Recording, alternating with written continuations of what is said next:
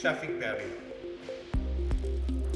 To enter the program menu, press and hold the square button until the buzzer beeps.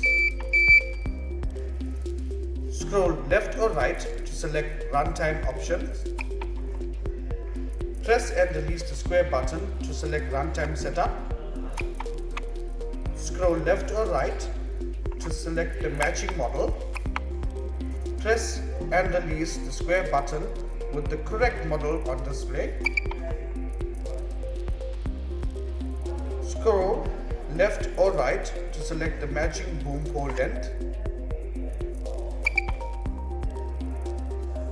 Press and release the square button with the correct length range on the display.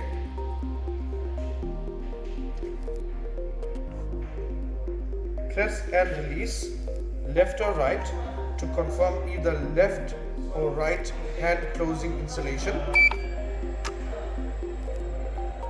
When the close position is reached,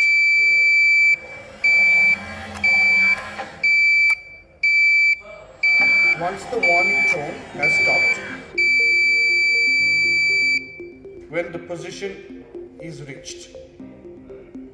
When the close position is reached, once again, scroll left or right to next program option or back to standby.